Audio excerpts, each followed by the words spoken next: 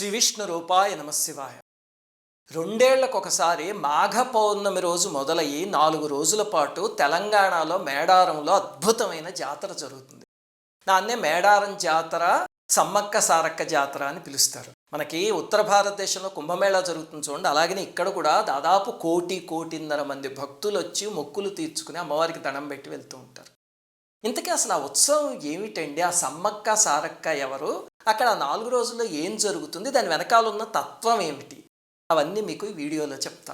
అందరికీ నమస్కారం. మన భారతీయ సనాతన ధర్మం గురించి, ఈ దేశంలోని మహనీయుల గురించి, ఆలయాల రహస్యాల గురించి ఎంతో పరిశోధన చేసి ఈ ఛానల్ని మీకు అందిస్తున్నాం.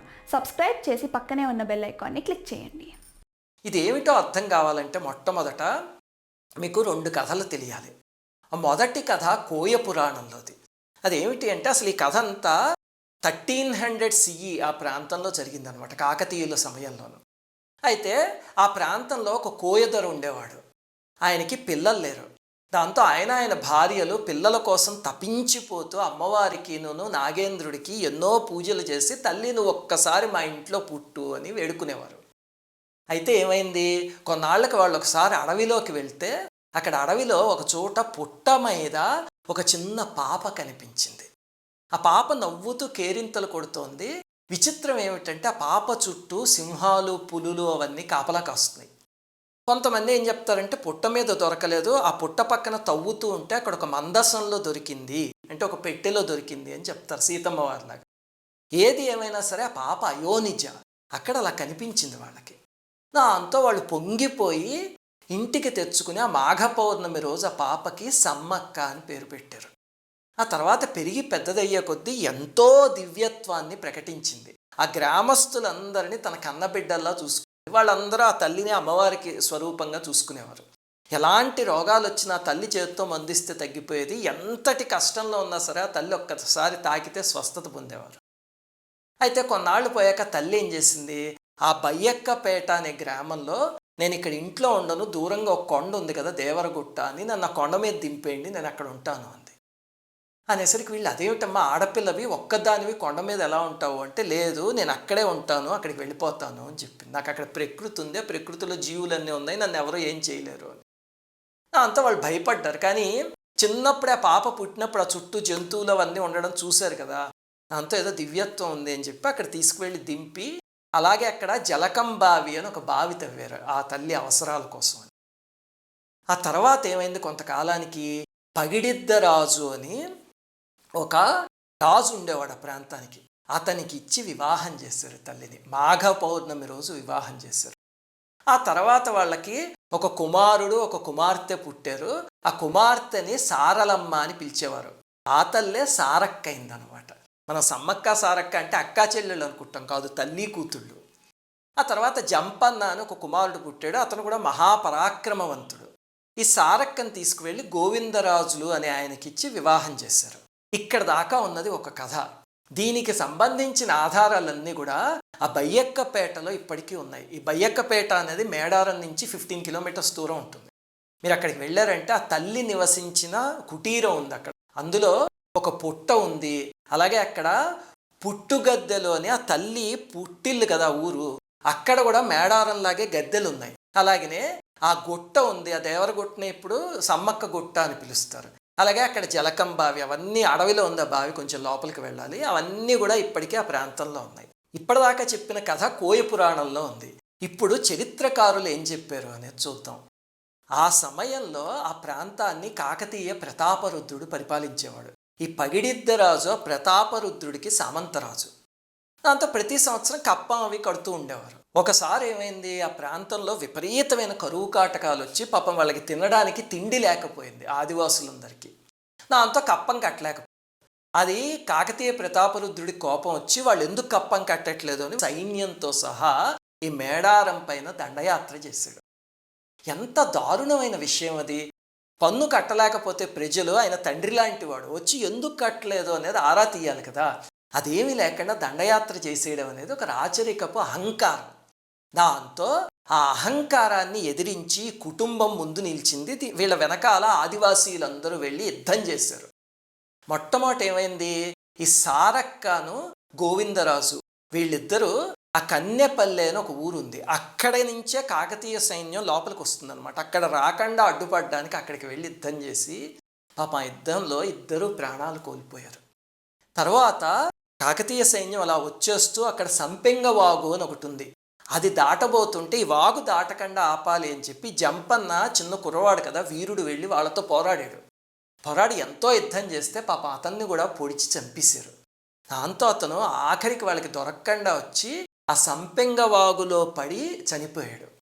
అతని రక్తం వల్ల ఆ వాగు నీరు మొత్తం ఎర్రగా అయిపోయింది. ఇప్పటికి కూడా అందుకే ఆ వాగు నీరు ఎర్ర రంగులో ఉంటుంది అని చెప్పి ఆదివాసీలందరూ నమ్ముతూ ఉంటారు.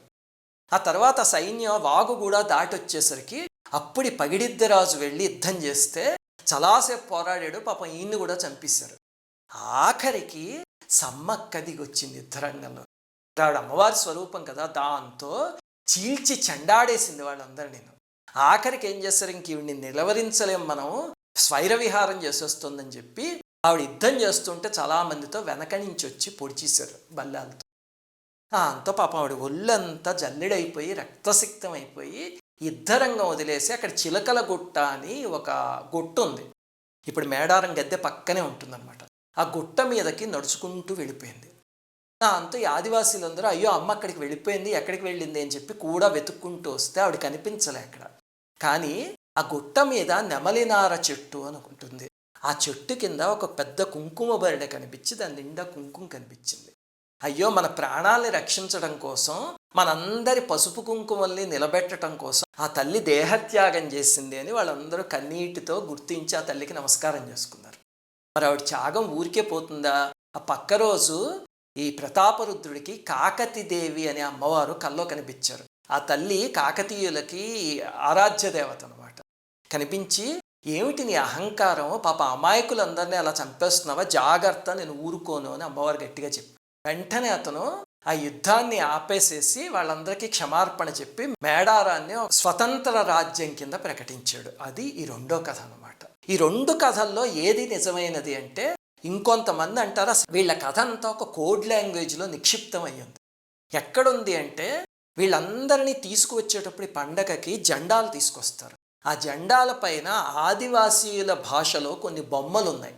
ఆ బొమ్మల్లో కోడ్ లాంగ్వేజ్లో వీళ్ళ చరిత్ర అంతా ఉంది. అది చదివితే అసలైన చరిత్ర బయటకు వస్తుంది అని చెప్తారు. ఇప్పుడు ఇంతకీ ఈ కథని మనం విశ్లేషించుకుంటే ఏం తెలిసింది, ఇక్కడ నుంచి చాలా జాగ్రత్తగా వినండి. ఇందులో కొన్ని హింట్స్ ఉన్నాయి, అవి పట్టుకుంటే మనకి అర్థమైపోతుంది. మొట్టమొదటిది ఏమిటంటే ఆ తల్లి అయోనిజ. అలాగనే అక్కడ సింహాలు అవన్నీ ఆవిడ పుట్టినప్పుడు కాపలాకి వస్తున్నాయి. దేవరగుట్ట మీదకి వెళ్ళినప్పుడు కూడా వన్యప్రాణులన్నీ ఆ తల్లితో స్నేహం చేసి, అలాగే జంపన్ అనే ఆయన నీటిలోకి దూకేస్తే ఆ నీరంతా ఆయన రక్తం వల్ల ఎర్రగా అయిపోయిందిట. ఏమిటండి, ఒక్క మనిషి రక్తంతో నీరంతా ఎక్కడైనా ఎర్రగా అయిపోతుందా? ఇవన్నీ ఆలోచిస్తే, ఇవన్నీ క్లూస్ ఆలోచిస్తే అర్థమయ్యేది ఏమిటి అంటే, వాళ్ళందరూ వనదేవత. ఆదివాసీల్ని రక్షించడానికి వనదేవతలందరూ ఒక కుటుంబం కింద దిగి వచ్చి వాళ్ళందరినీ హక్కున చేర్చుకున్నారు.